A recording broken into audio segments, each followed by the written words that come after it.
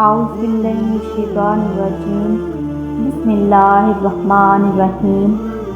ہم کو یحییٰ بن بکیر نے یہ حدیث بیان کی۔ وہ کہتے ہیں کہ اس حدیث کی ہم کو لیث نے خبر دی۔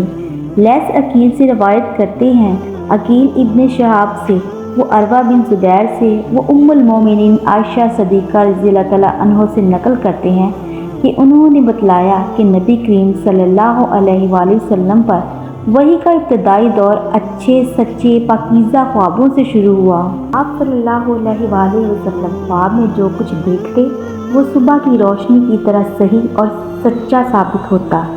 پھر من جانب قدرت آپ صلی اللہ علیہ وآلہ وسلم تنہائی پسند ہو گئے اور آپ صلی اللہ علیہ وآلہ وسلم نے غار حرا میں خلوت نشینی اختیار فرمائی اور کئی دن اور رات وہاں مسلسل عبادت اور یاد الہی اور ذکر و فکر میں مشغول رہتے۔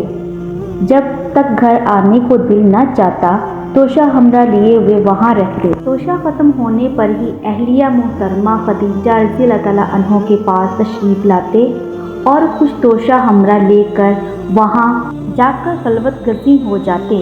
یہی طریقہ جاری رہا یہاں تک کہ آپ صلی اللہ علیہ وآلہ وسلم پر حق منکشف ہو گیا اور آپ صلی اللہ علیہ وآلہ وسلم غار حرا ہی میں قیام پذیر تھے کہ اچانک جبرائیل علیہ السلام آپ صلی اللہ علیہ وآلہ وسلم کے پاس حاضر ہوئے اور کہنے لگے کہ اے محمد پڑھو۔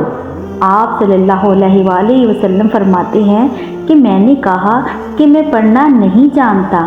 آپ صلی اللہ علیہ وآلہ وسلم فرماتے ہیں کہ فرشتے نے مجھے پکڑ کر اتنے زور سے کھینچا کہ میری طاقت جواب دے گئی، پھر مجھے چھوڑ کر کہا کہ پڑھو۔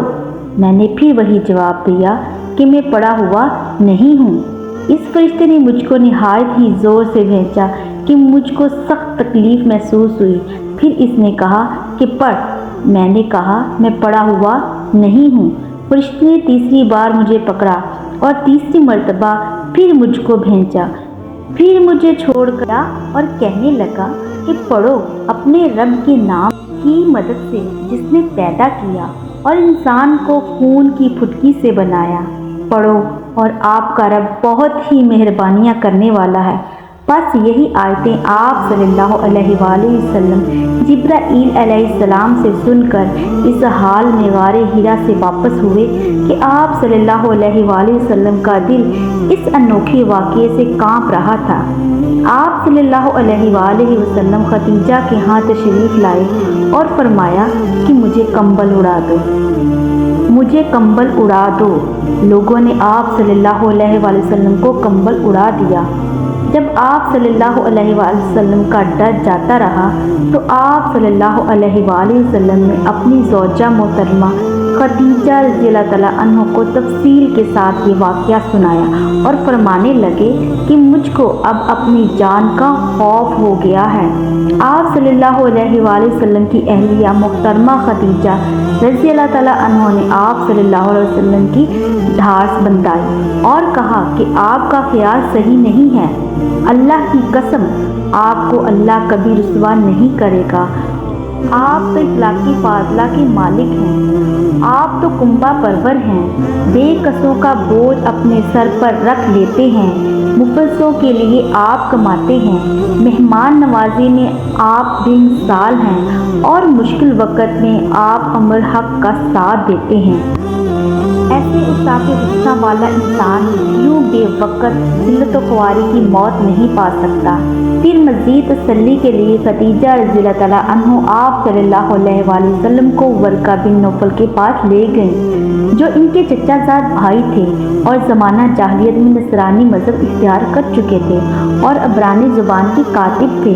چنانچہ انجیل کو بھی حسب منشاء خدا بندی عبرانی زبان میں لکھا کرتے تھے۔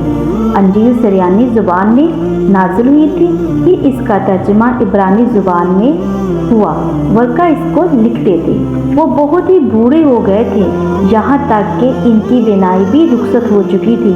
خدیجہ رضی اللہ تعالیٰ عنہ نے ان کے سامنے آپ صلی اللہ علیہ وآلہ وسلم کے حالات بیان کیے اور کہا کہ اے چچا زاد بھائی، اپنے بھتیجے محمد صلی اللہ علیہ وآلہ وسلم کی زبان میں ذرا ان کی کیفیت سن لیجئے۔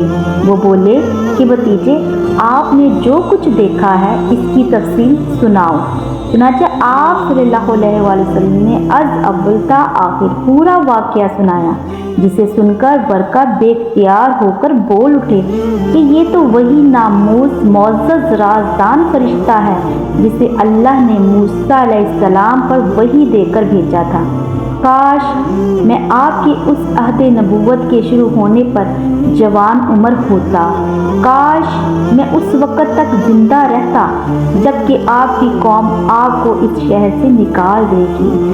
رسول اللہ صلی اللہ علیہ وآلہ وسلم نے یہ سن کر تعجب سے پوچھا، کیا وہ مجھ کو نکال دیں گے؟ حالانکہ میں تو ان میں صادق و امین مقبول ہوں۔ ورقہ بولا، ہاں یہ سب کچھ سچ ہے، مگر جو شخص بھی آپ کی طرح امر حق لے کر آیا لوگ اس کے دشمن ہی ہو گئے۔ اگر مجھے آپ کی نبوت کا زمانہ مل جائے تو میں آپ کی پوری مدد کروں گا۔ مگر ورقہ کچھ دنوں کے بعد انتقال کر گئے، پھر کچھ عرصہ تک وحی کی آمد موقوف رہی۔